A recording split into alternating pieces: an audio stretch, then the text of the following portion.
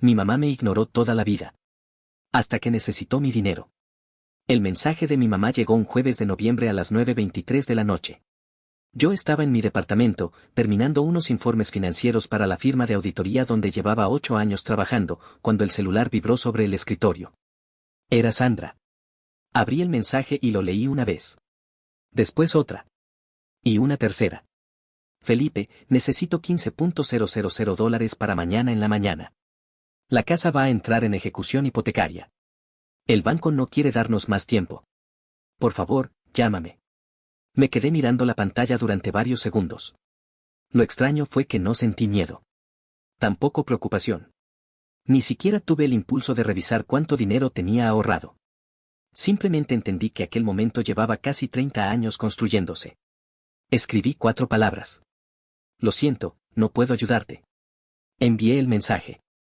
Apagué el teléfono y regresé a mi computadora. Por primera vez en mucho tiempo, sentí que podía respirar. Porque durante toda mi vida había existido una diferencia que nadie quería reconocer. Mi hermana Renata recibía ayuda. Yo recibía consejos. Sus problemas eran emergencias. Los míos eran oportunidades para aprender a ser responsable. Renata había sido la primera hija. Mis padres todavía eran jóvenes cuando nació y, según mi mamá, ella había cambiado sus vidas para bien. 3 años después llegué yo. No fui exactamente planeado.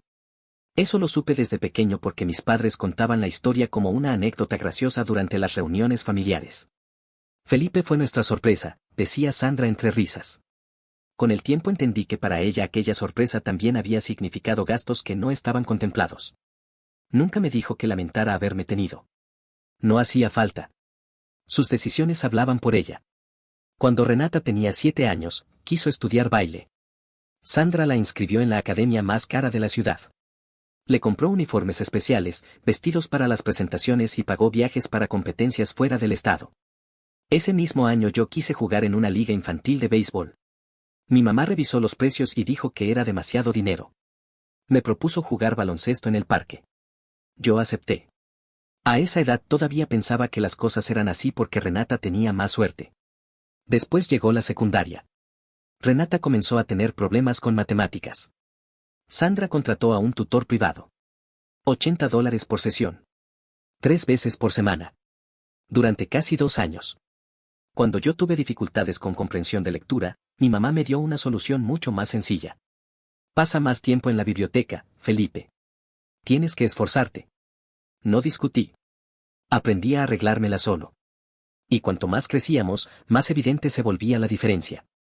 Cuando Renata cumplió 16 años, Sandra y Alberto le compraron un Toyota Camry usado. Pagaron $8,500 en efectivo. Además, mi mamá se hizo cargo del seguro durante el primer año. Cuando cumplí 16, Sandra me dijo: si quieres un carro, tendrás que conseguir trabajo y ahorrar. Eso hice. Trabajé unas 30 horas por semana durante mis 2 últimos años de preparatoria. Estudiaba durante el día y trabajaba cuando salía de clases. Finalmente compré un Ford Taurus viejo por $1,200. No era bonito. Ni confiable. Cada pocos meses algo se dañaba. Y cada reparación salía de mi bolsillo. Mientras tanto, mi mamá seguía pagando cualquier mantenimiento que necesitara el carro de Renata.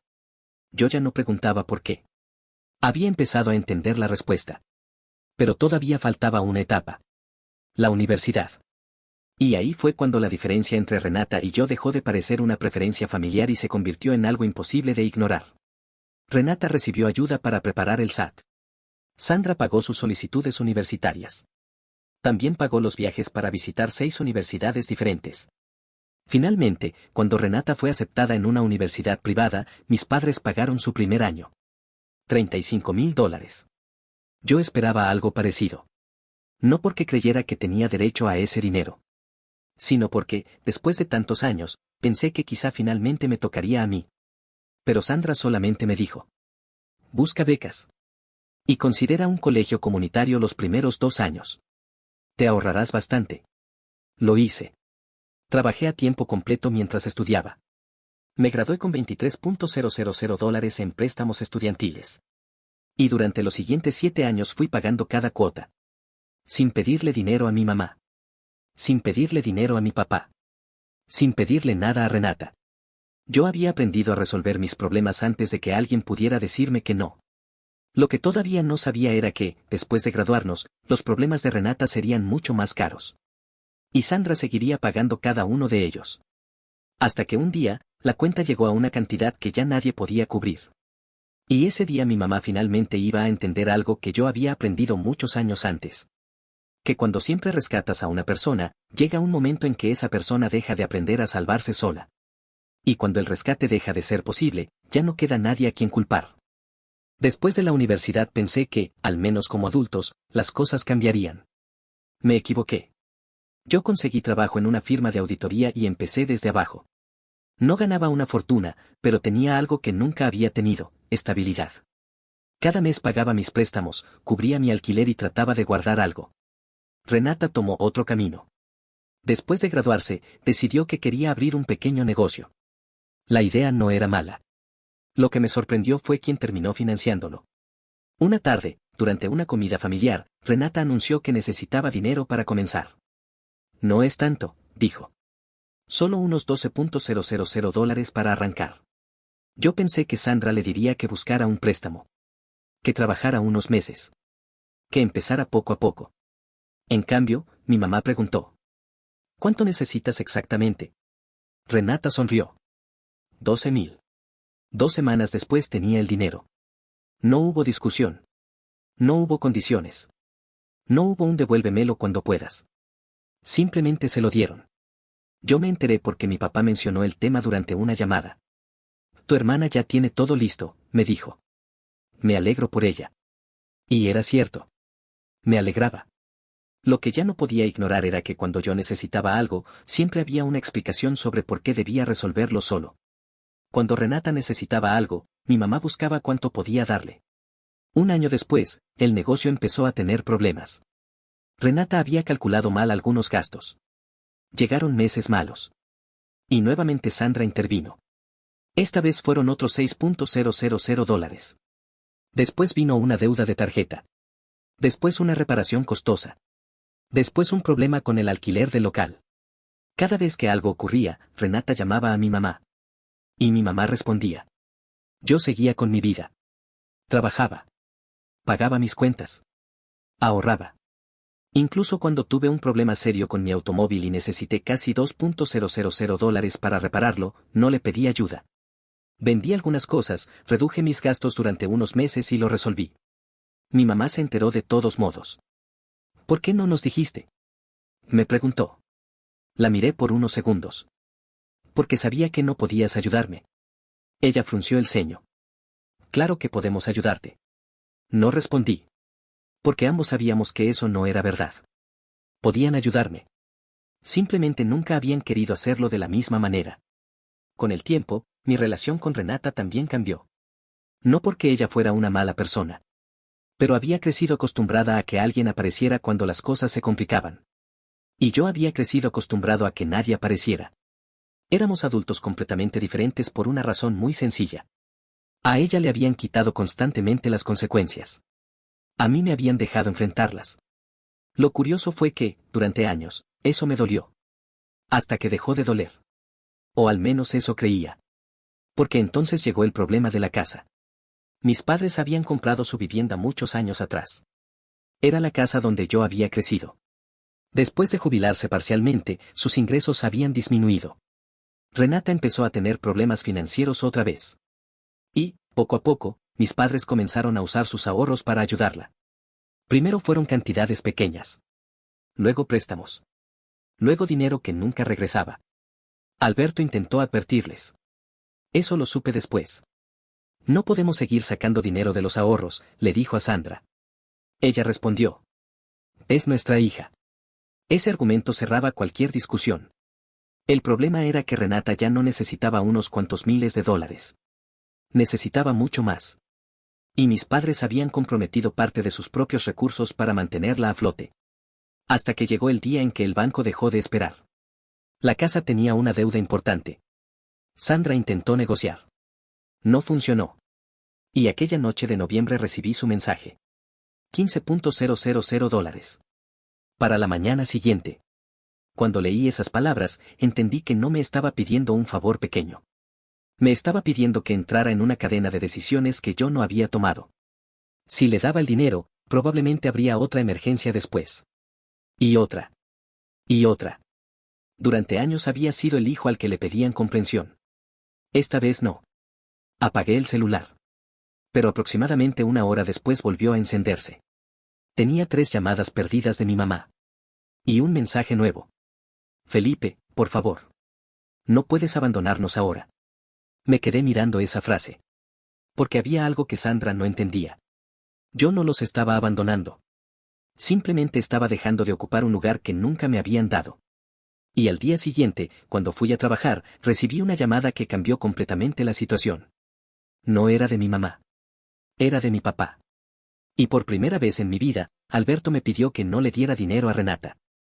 Contesté la llamada de mi papá durante mi descanso. Felipe, ¿tienes un minuto? Su voz sonaba distinta. No estaba enojado. Estaba cansado. Sí. ¿Qué pasó? Hubo unos segundos de silencio.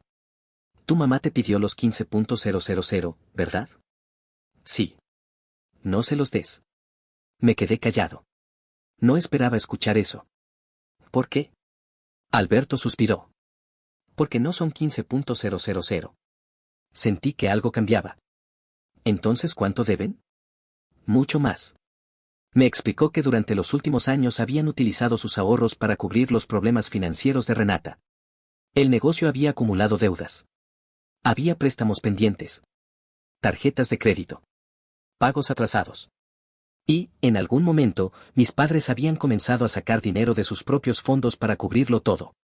La casa había terminado siendo utilizada como garantía para conseguir más tiempo.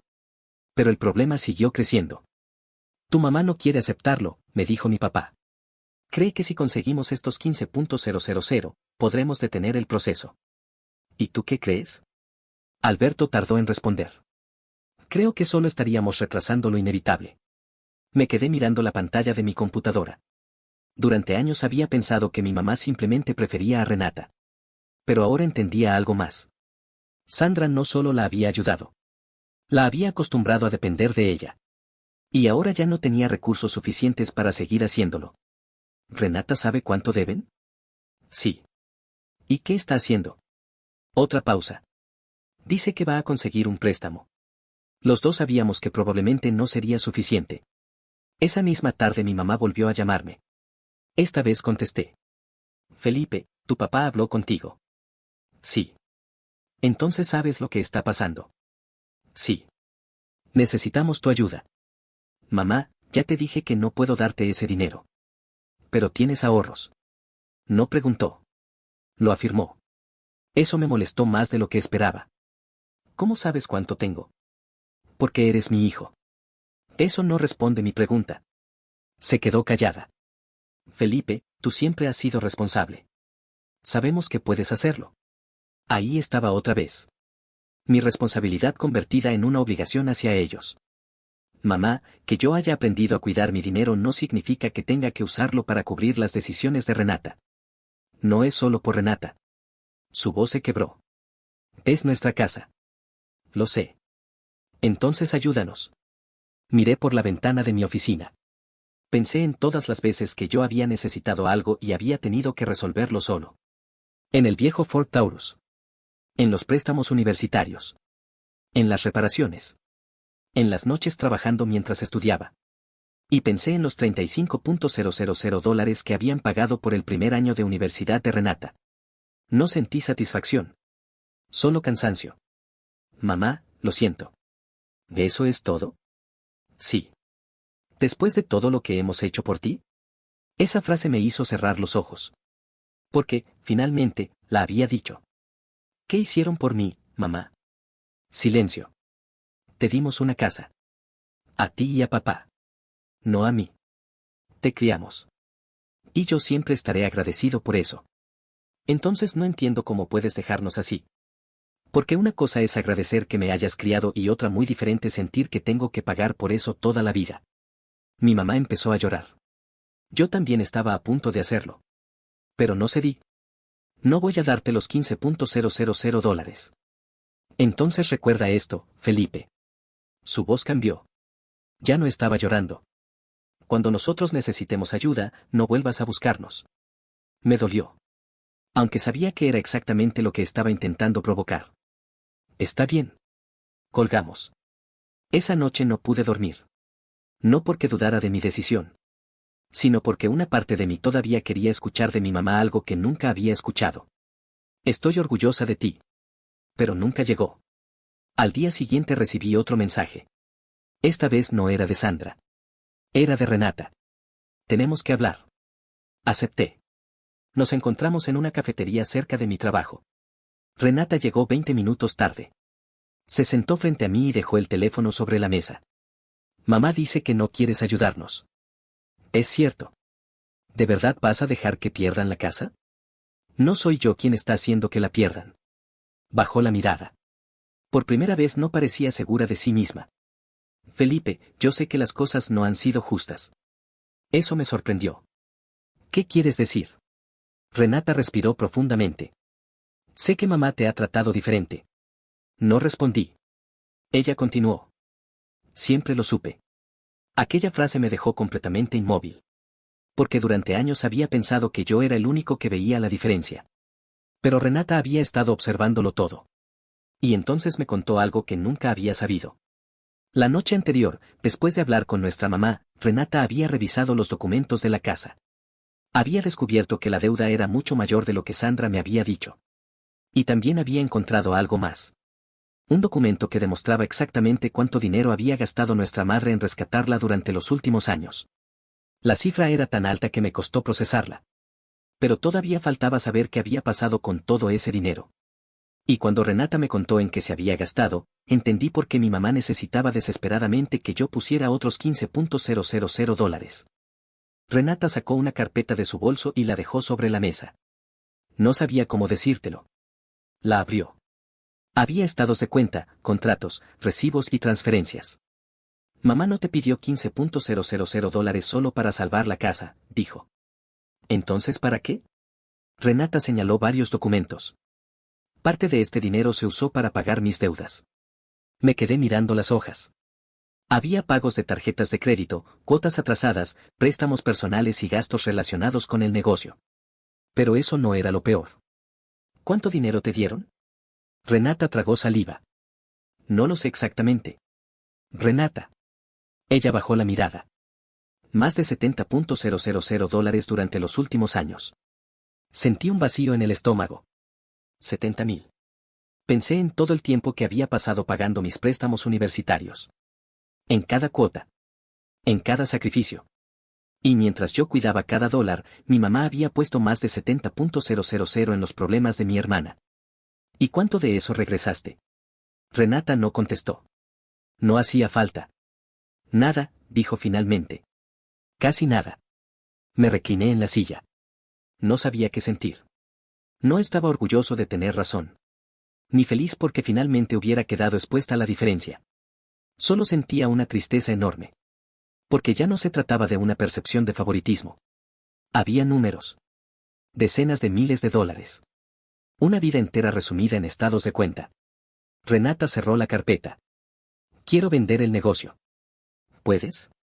Probablemente no recuperaremos todo, pero algo podremos sacar. ¿Y la casa? No sé. ¿Mamá y papá tienen otros ahorros? Renata negó con la cabeza. Muy pocos.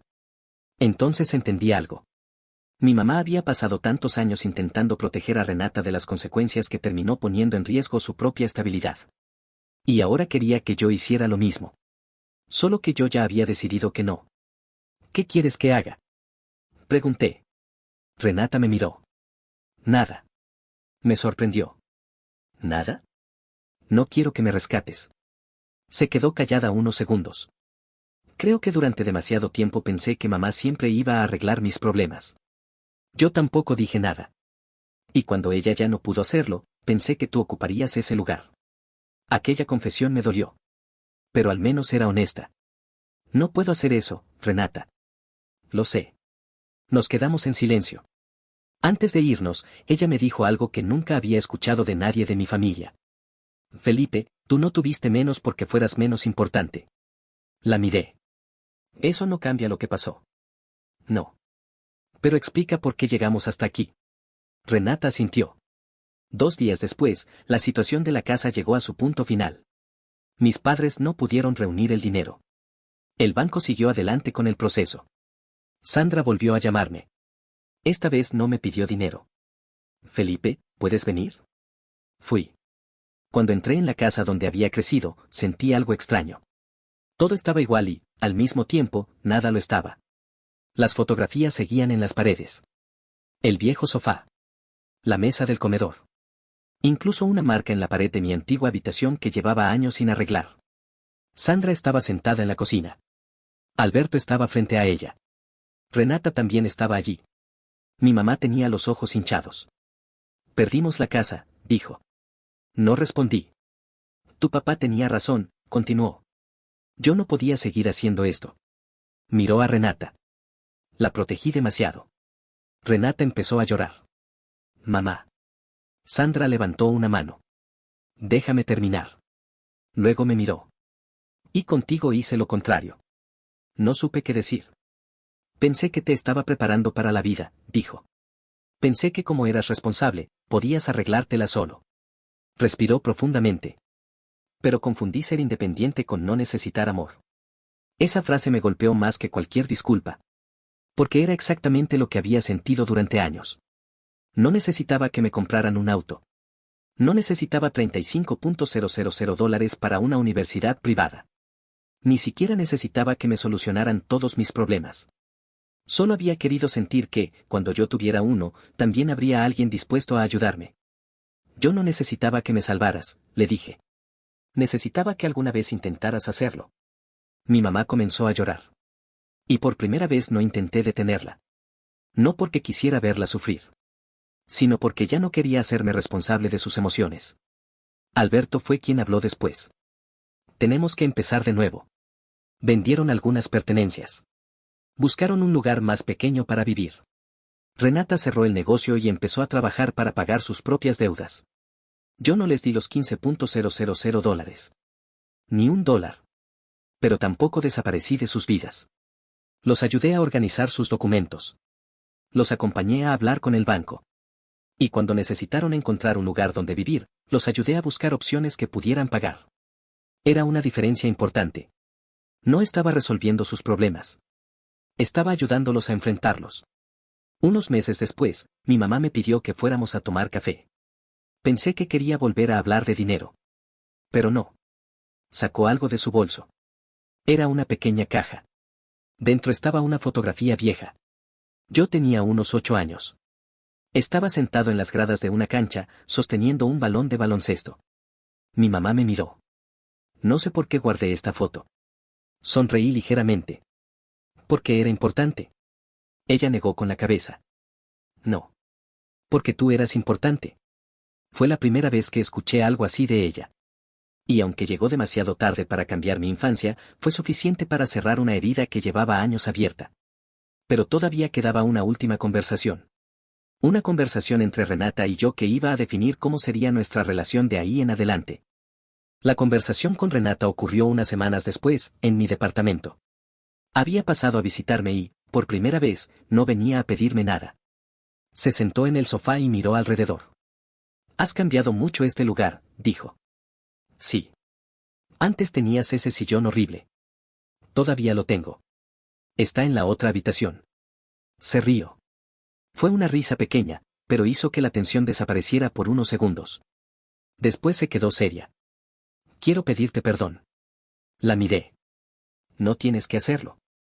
Sí tengo. Se acomodó en el sofá. Durante años acepté todo lo que mamá me daba. Sabía que tú no recibías lo mismo, pero nunca quise pensar demasiado en eso. No la interrumpí. Era más fácil aceptar que cuestionarlo. Asentí lentamente. Eso también fue parte del problema. Lo sé. Renata bajó la mirada. Y cuando las cosas empezaron a salir mal, seguía haciendo lo mismo. En vez de enfrentar mis errores, esperaba que alguien apareciera. Hasta que ya no apareció nadie. Sí. No había rencor en su voz. Solo cansancio. Estoy trabajando en 2 lugares ahora, me dijo. Vendí lo que pude del negocio y estoy pagando las deudas poco a poco. Me alegra. No necesito que me ayudes. La miré y sonreí. Eso también me alegra. Los dos nos reímos. Después Renata me hizo una pregunta. ¿Todavía estás enojado con mamá? Pensé unos segundos. No como antes. ¿Entonces la perdonaste? No sé si perdonar es la palabra. Miré hacia la ventana. Creo que acepté que nunca voy a tener la infancia que hubiera querido. Renata permaneció en silencio. Y ya no quiero pasar el resto de mi vida esperando que alguien cambie el pasado. Ella asintió. Desde entonces nuestra relación empezó a cambiar. No nos volvimos inseparables. Tampoco fingimos que nunca había ocurrido nada.